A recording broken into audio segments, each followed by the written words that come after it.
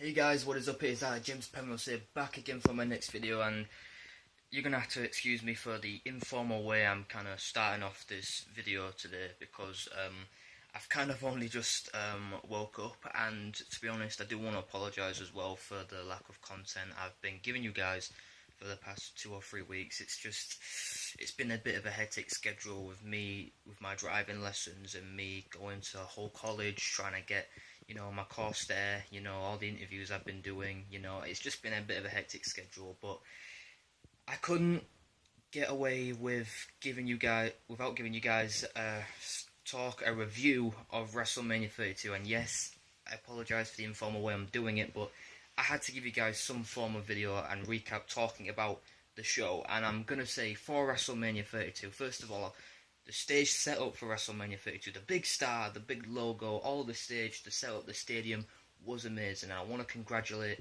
WWE for finally doing it with that attendance record of 101,763 fans. That is just tremendous. That is awesome. And as for the show itself, you know what? I'm not gonna let the main event ruin, in my opinion, what a great show this was. Because despite the main event, if you disregard the main event, this was a brilliant show. This was a brilliant show. I didn't watch the pre-show, so I'm not really gonna count that. Kalisto beat Ryback. The faces of Total Divas won, and the Usos beat the Dudley Boys. Whatever. You go from that 7-man ladder match for the IC title, which was a great way to start the show, where you had so many spots with, Sami Zayn diving through the ladder over the top rope just to take everybody out. That big move where Sin Cara just gets taken out from the ladder through another ladder, which takes out The Miz. And then you finally have that big, mark out ending where finally, of all people, Zack Ryder ends up winning the Intercontinental Championship by taking out, I don't know who was on the ladder, I think it was Dolph Ziggler or The Miz that he took out. And when he took down that title and won it, like, literally the whole of the stadium went bananas, and I was laughing my ass off. I thought, out of all the people you could have had, Kevin Owens, Sami Zayn, Dolph Ziggler, hell, even Stardust maybe, you gave it to Zack Ryder, and I'm just like, that's funny, but, in a good way, because it's a swerve. I did not predict it, so who will Zack Ryder face at the next pay-per-view Payback? I don't know, we'll have to wait and see, but, just when I thought Zack Ryder's career was dead, he's back, and he's the IC champ, so I'm happy for him. Kudos to Zack Ryder and WWE for that.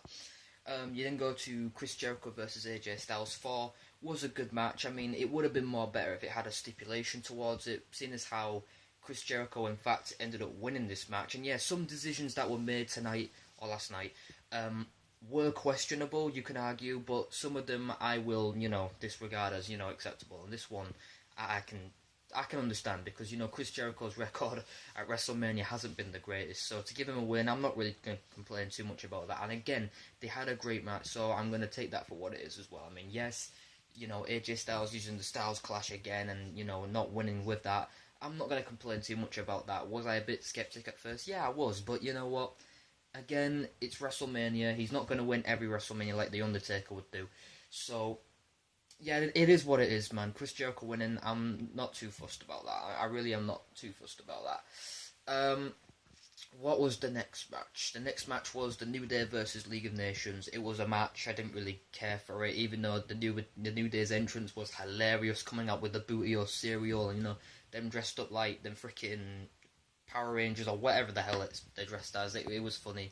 The match was a match. League of Nations won. I thought that was stupid. I didn't like that. But what happened after the match was amazing. You have Shawn Michaels, Mick Foley, and Stone Cold Steve Austin all come out, almost all in ring attire. Shawn Michaels and Mick Foley were in ring attire. Austin wasn't, whatever.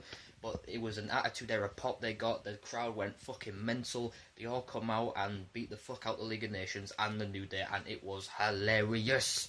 It was awesome. And I was like, yes, that's WrestleMania for you. That's what WrestleMania is all about. So kudos to them for showing up and, producing magic in the ring. Next match is a bit of a disappointing one. No holds barred street fight. Brock Lesnar defeating Dean Ambrose. 2 disappointing facts about this. Yes, Brock Lesnar beating Dean Ambrose. I don't necessarily agree with that because, creating new stars, Brock Lesnar's already an established star. So if you were to give Dean Ambrose this win, that would really elevate his career up big time to go for the world title, because if you want to build up Roman Reigns versus Dean Ambrose at Payback next month, then that would be an awesome way to start the build-up.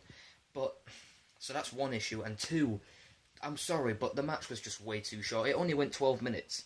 12 minutes for Brock Lesnar and Dean Ambrose. Yes, I get the idea that you want to give time to the Divas match, which I'll get to, which was amazing, by the way.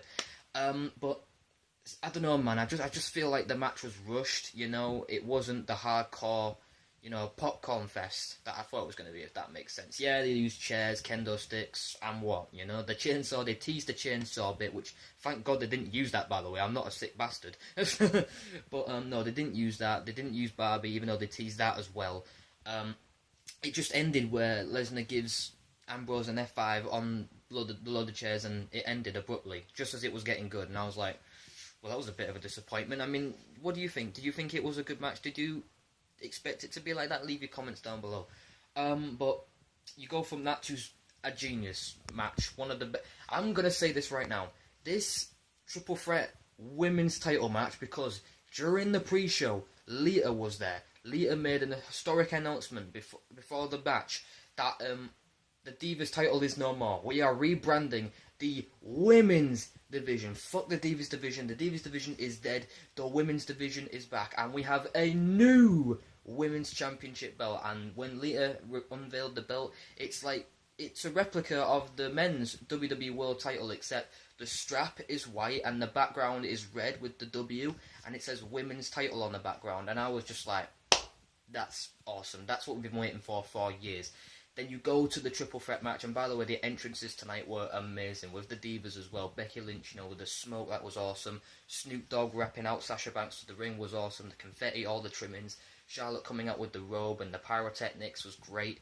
And these three ladies, before the match, I said, well, ladies, it's time to steal the show. And fuck me, did they steal the show. Tons of crazy spots, you know, with all three of them going back and forth, dives over the rope. That one moonsault with Charlotte diving outside the ring with Becky Lynch and Sasha Banks, just selling it like a champ. That was awesome. The funny moment where Ric Flair gets taken out, or so I thought, where Becky Lynch just does a suicide dive and Ric Flair gets taken out, and the crowd was like, yes, yes, yes. And we thought that would be the last of Ric Flair. Oh no, we'll get to that in the end. But like I said, the false finishes in this match were awesome.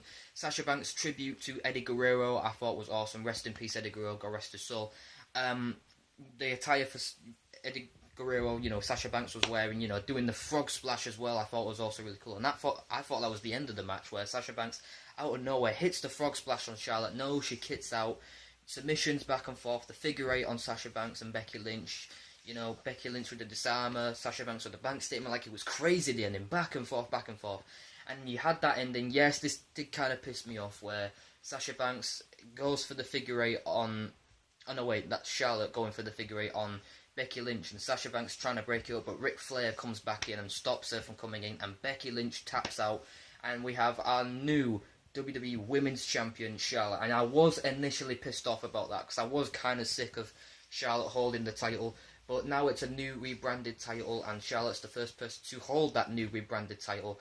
You know what, I'm not going to complain. What a great way to win that new title. Can fireworks there? Fireworks go out outside the stadium. It's a beautiful scenery, and yeah, kudos to those three women for putting on one hell of a match. But that was not match of the night, in my opinion. It was close, but it was not match of the night, in my opinion. The next match was match of the night, as I predicted.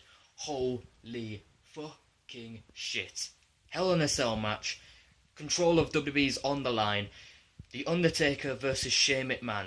For 30 minutes straight, these guys put on one of the best Hell in a Cell... Well, it wasn't the best Hell in a Cell match, because there's been better ones, but this Hell in a Cell match was easily match of the night and a contender for match of the year. These two guys tore it up.